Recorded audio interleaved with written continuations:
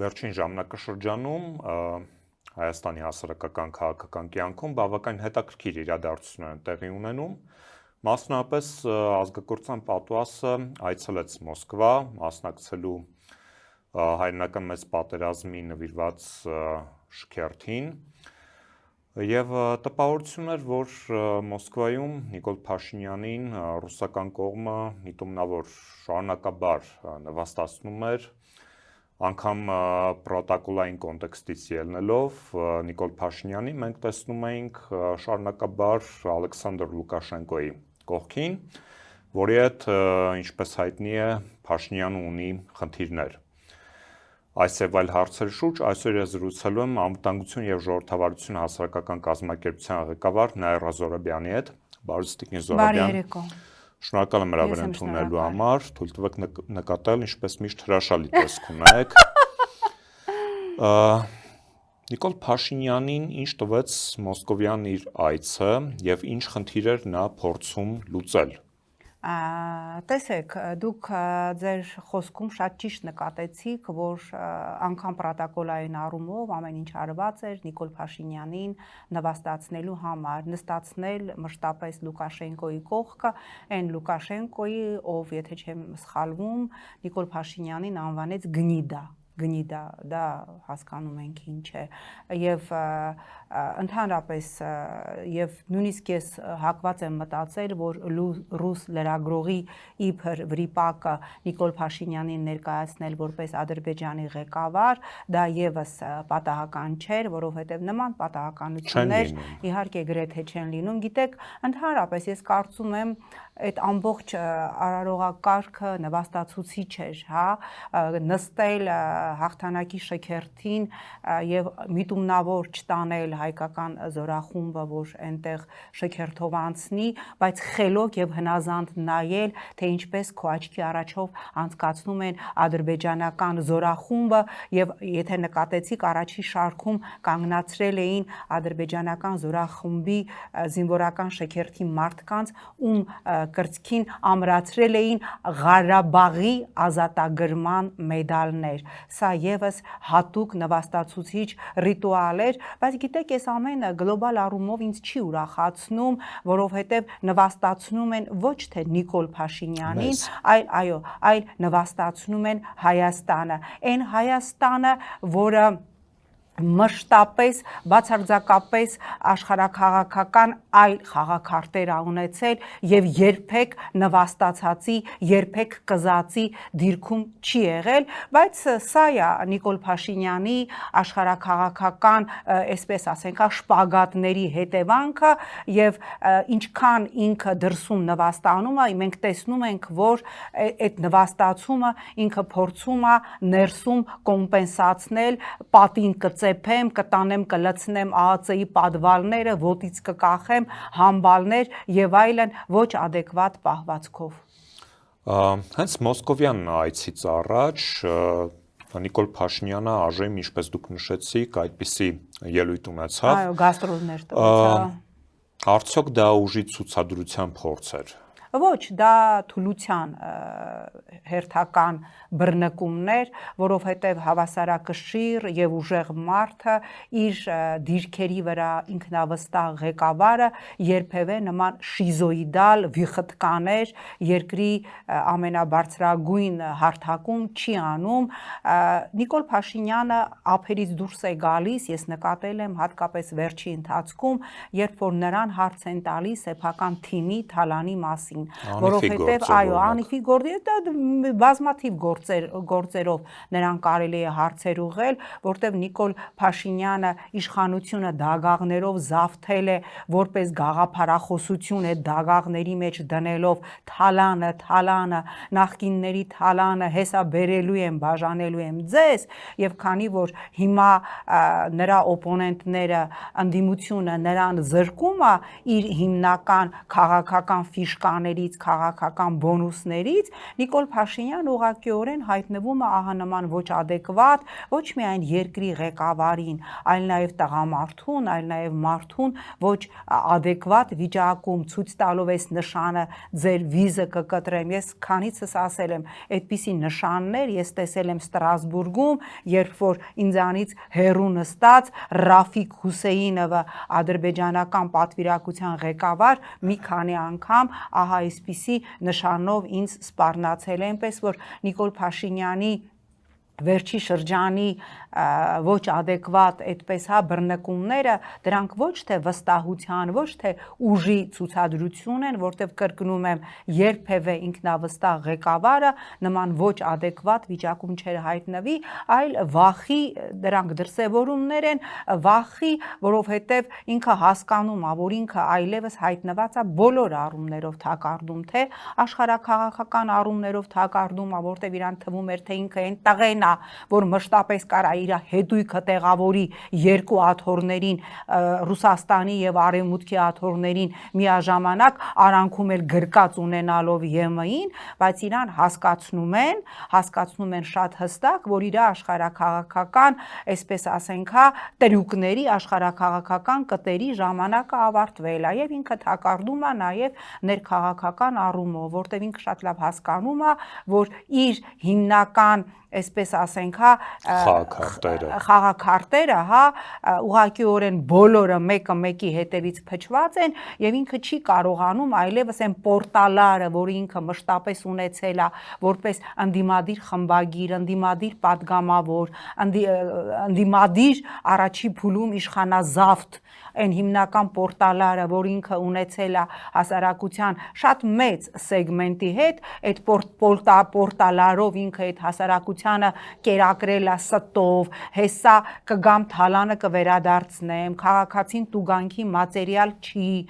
եւ այլն, այդ պորտալարը կտրվել է։ Հիմա ինքը փորձում է տարբեր տրյուկներով այդ պորտալարը սոսնձել։ Այդ սոսինձներից մեկը նախորդին, որ շուտով լուրեր կիմանանք մարտի 1-ի մասին, հոկտեմբերի 27 եւ այլն, այս բոլորը նախընտրական ուրեմն քարոզչական տրյուկներ են, որը փորձելու է Նիկոլ Փաշինյանը, միջև եթե կլինի արտահերթ ինչը ես ինչի նախադրյալներ ես պահին ես չեմ տեսնում, եթե ոչ հերթական ընտրության ճանապարհին ինքը փորձելու է ապօրինի գույք մարտի 1, հոկտեմբերի 27, այս ամենը նորից շահարկել, այդ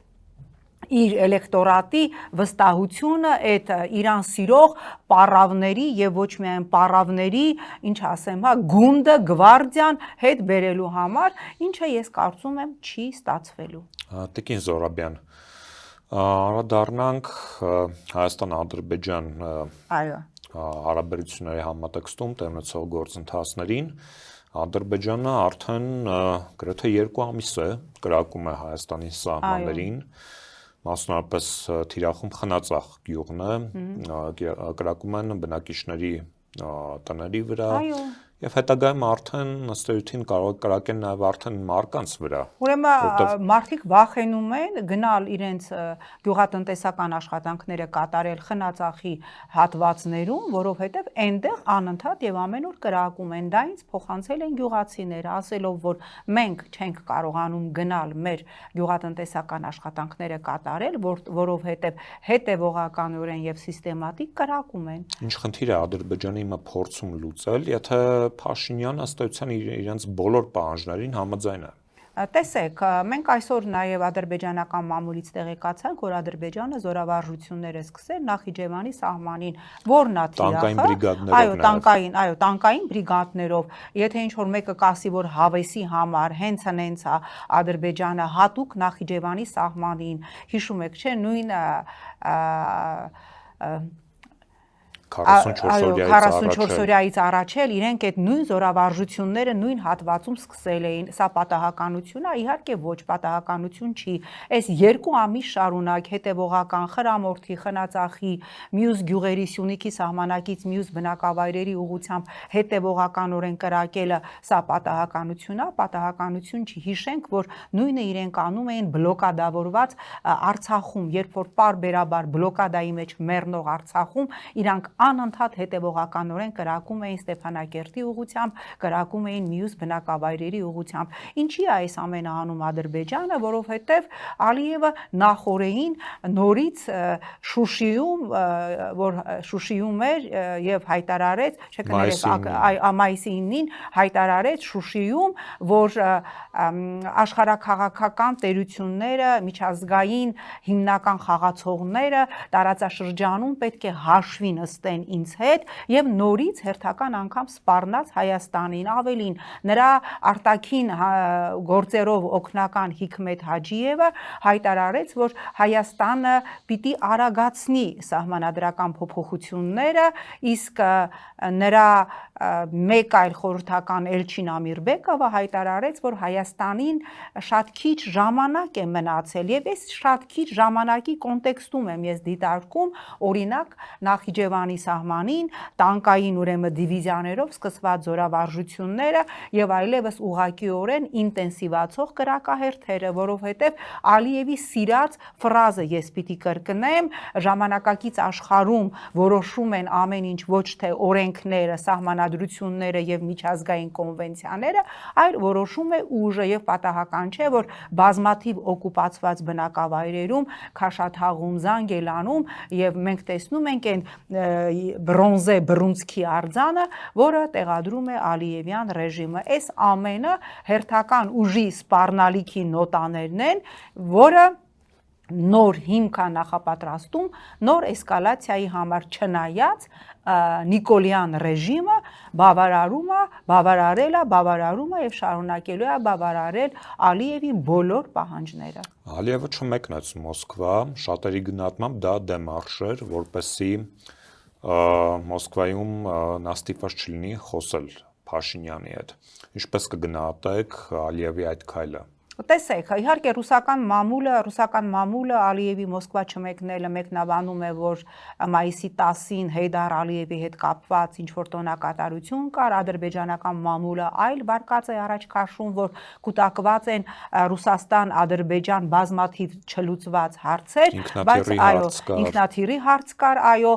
բայց նաև այո, ես կարծում եմ շատ ավելի հավանական է այն օրակարգը, որ Ալիևը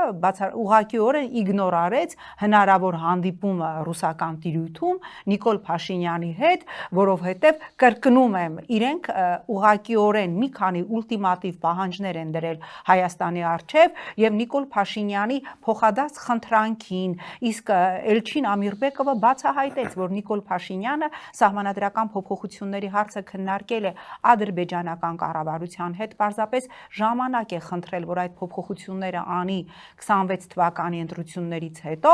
ես ավելի քան վստահ եմ, որ Նիկոլին տված ադրբեջանական դեդլայնը սպառվում է, ես սա ուղղակիորեն մեծ մտահոգությամբ եմ ասում, որովհետև մենք շատ լավ գիտենք եւ շատ լավ տեսել ենք ինչ է անում Ալիևը, երբ որ Նիկոլ Փաշինյանը ուշացնում է իր հերթական պահանջը կատարելը։ Հիմա ես սա չեմ ասում նրա համար, որ Նիկոլ Փաշինյանին կոչ եմ անում գնալ եւ կատարել սահմանադրական փոփոխություններ, ես ընդհանրապես Նիկոլ Փաշինյանին հերթական անգամ կոչ եմ անում լինել հայ, լինել մարդ, լինել տղամարդ, տալ հրաժարական եւ երկիրը չտանել հերթական կործանարար ցնցման։ Մամլում տեղեկություններ տարածվեցին, որ Բաքվում 20 տարվա ազատազրկման դատապարտված լիբանանահայ գերի Վիգեն Էուլջեքյանը արդեն 15 օրից ավել հացադուլի մեջ է գտնվում եւ պահանջը ընդհանրապես այն է, որ ընտանիքի հետ կապ հաստատելու թույլտվություն ունենան։ Մենք ֆիքսում ենք Բաքվի ռեժիմի բարբարոս կերպարը եւ գործողությունները հայ ռազմագերիների հարցում, հա, ինչ է կատարվում։ Տեսեք, ես գրեթե մշտապես կապի հետ եմ Վիգենի, լիբանանահայ Վիգենի, որը հիշենք Բաքվում դատապարտվեց 20 տարի ազատազրկման, իբր ահաբեկչական գործողությունների մասնակից լինելու լեգիոներ, վարձկան լեգիոներ լինելու, այո, բացարձակ չէր մասնակցել, ես հիմա ամբողջ գործի մանրամասներին տեղյակ եմ եւ գիտեմ անգամ, հա, ով է ցուցմունք տվել Վիգենի դեմ, որ իբր նա ամսական $2000 է ստացել, որպես վարձկան մասնակցելու համար։ Ես Վիգենի որդու Սերժոյի հետ կապի մեջ եմ, մոտավորապես 3 ամիս Վիգենը զրկված է եղել տեսակապով ընտանիքի հետ խոսելու հնարավորությունից, ընդհանրապես նամակ փոխանցելու հնարավորությունից զրկված է եղել եւ այո դիմել է ծայրահեղ քայլի 15 օր հացադուլից հետո միայն Վիգենին թույլ են տվել շատ կարճ հեռախոսով զրուցել կնոջ հետ, շատ կարճ, այն ինչ որ իրենք անում են Վիգենի հանդեպ եւ ոչ միայն Վիգենի, մեր մյուս ռազմագերիների եւ նաեւ Արցախի քաղաքական, այո, ռազմաքաղաքական, դա զարհուրելի է։ Ես հետևում եմ դատավարությանը այնքանով ինչքանով որ ադրբեջանական լրատվամիջոցները տեղեկատվություն փոխանցում են, ակնհայտ է, չէ, մենք տեսնում ենք, որ թիրախում Հայաստանն է, թիրախում ես վերջի դատավարություններից տպավորություն ունեմ, որ թիրախում երրորդ նախագահն է, որովհետև երրորդ նախագահի հարցազրույցներն են մեկնաբանում, երրորդ նախագահի պարբերաբար տեսաերիզներ են հրապարակում, այսինքն ակնհայտ է, չէ, որ Արցախի քաղաքական էլիտան պատանդա, որպիսի ռազմական հանցագործ ճանաչվի Հայաստանը, որպիսի Ադրբեջանը միջազգային կառույցներում կարողանա Հայաստանի դեմ նոր հայցեր ներկայացնել, այժմ արդեն որպես ռազմական հանցագործի, որտեղ երբ որ ես լսում եմ այդ իբր վկաների ցուցմունքները, հա, որ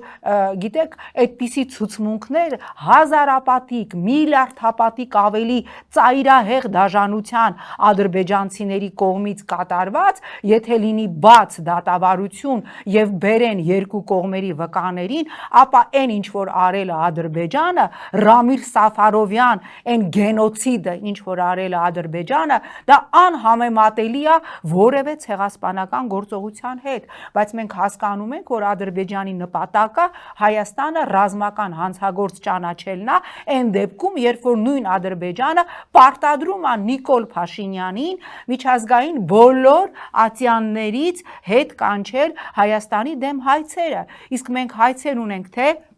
Մարդու իրավունքների եվրոպական դատարանում, թե Հաագայի դատարանում, եւ ես դες տեղեկացնեմ, որ այդ բոլոր հայցերը ըստ էության սառեցված են, չնայած նույն Հաագայում մեկ շաբաթ առաջ ինչ հստակ ասեցին, որ ձեր բոլոր հայցերը, բոլոր հնարավորությունները ունեն շահելու եւ Ադրբեջանին ճանաչելու միջազգային հանցագործ, իսկ Հաագայում մենք ունենք Արցախի էթնիկ զտման հայցը, ունենք ուրեմն ռազմագերիների հարցը, բայց այդ բոլոր հայցերը ըստ էության սառեցված են, որովհետև Նիկոլ Փաշինյանը կարծեմ 1 ամիս առաջ էր հայտարարել, որ այո, այդ հայցերը փոխադարձության սկզբունքով հետ են քաշվելու, դու ստում ես, ոչ մի փոխադարձություն չկա, որովհետև Ադրբեջանը որևէ հայց միջազգային որևէ դատական ատյանից չի պատրաստվում հետ կանչել, ավելին նոր հայցեր են ներկայացրել, որտեղ Հայաստանը իբր շահագործել է 30 տարի Արցախի հանքերը, էկոլոգիական վնասները, այնքան երկար, այո, դրա մասին էի նաև ցանկանում խոսել, վերջին տարիներին մենք ֆիքսում ենք, որ Ադրբեջանը այսպես ասած ճակերտավոր բնապահպանական խնդիրների հարցեր է բարձրաձայնում եւ արբիտրաժային դատարաններում մեր դեմ հայցերը ներկայացնում։ Ադրբեջանը ներկայումս միջազգային ասպարեզում քանի ուղղությամբ է մեր կողմ գրոհում։ Ուրեմն այն ինչ որ ուզում եմ հիշացնել Ալիևի մի հայտարարությունը, որ ինքը արեց վերջերս, որ 30 տարի դիվանագիտական հարթության մեջ մենք պարտված ենք եղել Հայաստանին եւ հիմա իրանք փորձում են միջազգային բոլոր դատարանները, մարդու իրավունքների եվրոպական արբիտրաժային, Հաագայի բոլոր դատարանները, անգամ ՄԱԿ-ի բնապահպանական տարբեր կառույցներում այսօր Ադրբեջանը քննարկման է դնում Արցախին, ադրբեջանական Արցախին, իբր Ադրբեջանի տարածք Արցախին 30 տարի պատճառված բնապահպանական ուրեմն վնասները, հանքերի անօրինական շահագործումները, հիդրոկայանների անօրինական շահագործումները, այո, հասել են նաև Հայաստանի հանքերին, որը ուղղակիորեն վտանգում է Ադրբեջանի էկոլոգիան եւ միլիարդների տուգանքների հայցեր են ներկայացրել Հայաստանի դեմ։ Եթե այսպես գումարում ենք այն բոլոր հայցերի մոտավոր գումարը, որ ներկայացված է Հայաստանի դեմ, ինձ հաշվեցին, ես չգիտեմ, 100 տրիլիոն, 180 տրիլիոն դոլարի չափի է հասնում այդ բոլոր հայցերի հավաքական գումարը, որ ներկայացված է Հայաստանի դեմ։ Եվ դրա փոխարեն Նիկոլ Փաշինյանը խոսում է միջազգային կառույցներում Ադրբեջանի դեմ հայցերը հետ կանչելուց եւ մի վիժված անբարոյական պոռնիկի վաստակ ադրբեջանցի, ինչ որ Զեյնալի, հիշում ենք, որ միացրել էր տեսախցիկը եւ մորթում էր 82 տարեկան արցախցուն, 2 շաբաթ առաջ ադրբեջանական կենտրոնական հեռուստատեսության ASTV-ով մասնակցում է ինչ որ ռեալիթի շոուի եւ հպարտությամբ ազդարարում է, կրկնում եմ նրա բառերը, որ թշնամի երկիրը նկատի ունենալով Հայաստանը հետականչել իմ հանդեպ միջազգային հետախուզումը։ Սա է Նիկոլյան Հայաստանը, Հայաստանի արժանապատվությունը։ Անդրադառնանք ներքաղաքական իրադարձություններին։ Մենք ֆիքսում ենք Փաշինյանի իշխանության աղետաբեր բնույթը, դա ֆիքսում է նաև հասարակությունը,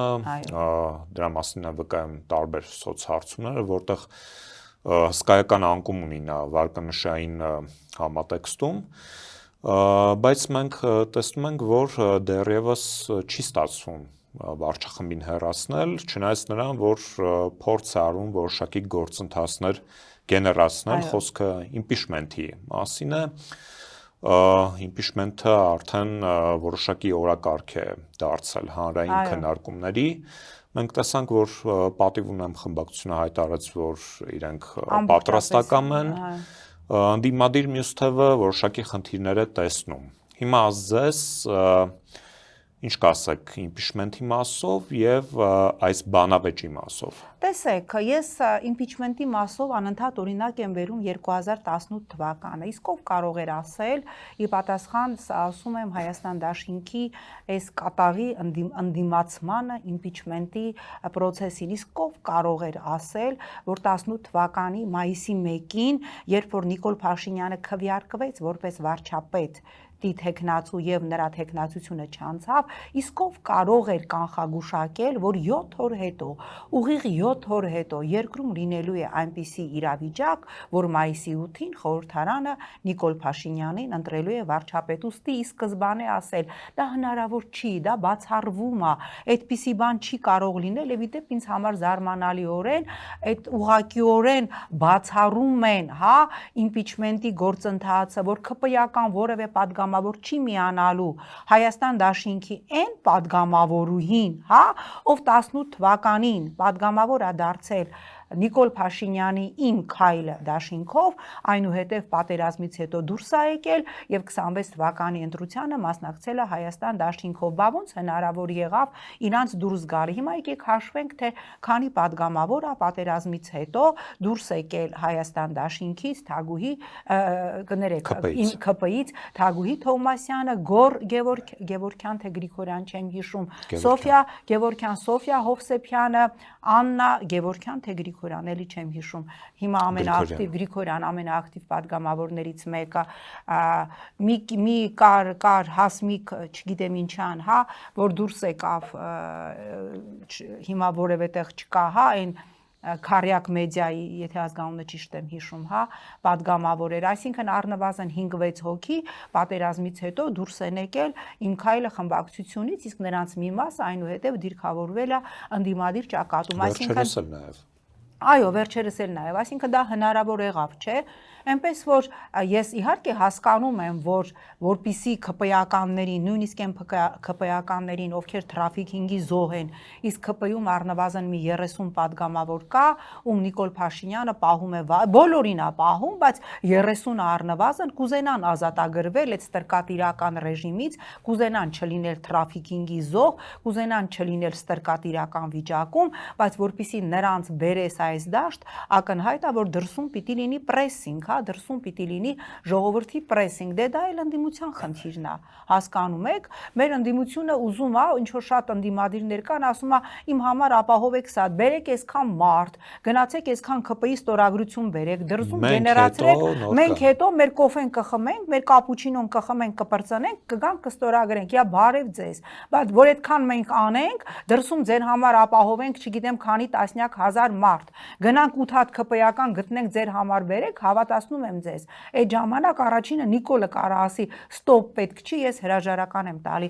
այնպես որ այս դիրքորոշումը ինձ համար հասկանալի չէ, ես իհարկե հասկանում եմ, որ այս փուլում իմպիչմենտի գործընթացը ինքը բավականաչափ բարդ գործընթաց է, բայց մենք պետք է հասկանանք, որ բարդի այլընտրանքը Նիկոլ Փաշինյանն է, այո, բարդի այլընտրանքը Նիկոլ Փաշինյանն է, որը շատ սրընթաց, այլևս արագացված սպրինտի ռեժիմով Հայաստանի երրորդ հանրապետությունը տանում է վերջնական ավարտին։ Հիմա այս այլընտրանքը կամ գնալ այդ բարդ ճանապարհով, որը այս պահին լեգիտիմ ճանապարհն է միակ, այս պահին լեգիտիմ ճանապարհներից մեկն է, կամ թույլ տալ, որ Նիկոլ Փաշինյանը այլևս արագացված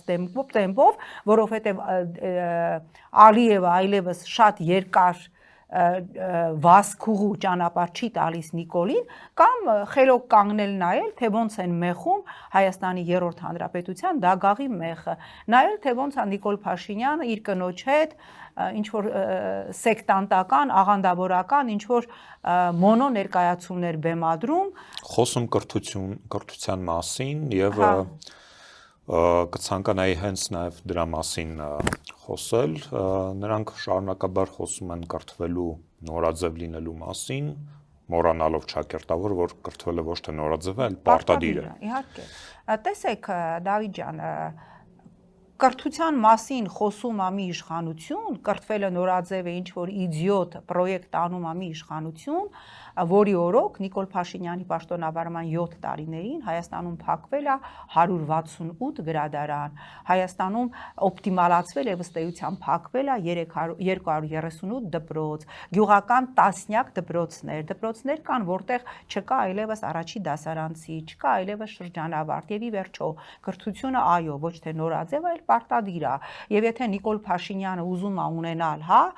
կիրթ հասարակություն, ինքը որոշել է իր կնոջ հետ ունենալ կիրթ հասարակություն, դրա համար ոչ թե պետք է զբաղվի ինքն ու կինը, իր կինը, որ երկու թերուս Լևոն Զուրաբյանի գնահատմամբ երկու թերուս, այլ դրա համար կան օրինակ գիտության կրթության նախարարություն, պետքա կրթական որակը բարձրացնել եւ ոչ թե իրանք ինչ որ մոնո սեկտանտական, աղանդավորական ներկայացումներ պիտի բեմադրեն։ Ես ասել եմ, ես տպավորություն ունեմ, որ այդ մոնո ներկայացումների տակ, որ մարզերում բռնի ուժով կրկնում եմ բռնի ուժով ժողովրդին քշում են այդ հանդիպումներին, սպառնալով աշխատանքից հեռացնել, այդ ամենի տակ ապագա ընտրական, ինչ-որ սեկտանտական, աղանդավորական, մենք տեսնում ենք, չէ, ինչ-որ Նիկոլ Փաշինյանը քիչ համնում միկրոֆոնը վերցնի եւ այն ինչ-որ կասկածելի վտանգավոր սեկտաներ կան, չէ, որոնց գրուները սկսում են պարկել պոլին, ճվճվալ եւ չգիտեմ ինչ անել, ես կարծում եմ, որ հաջորդ փուլին մենք այդ կարգի ուրեմն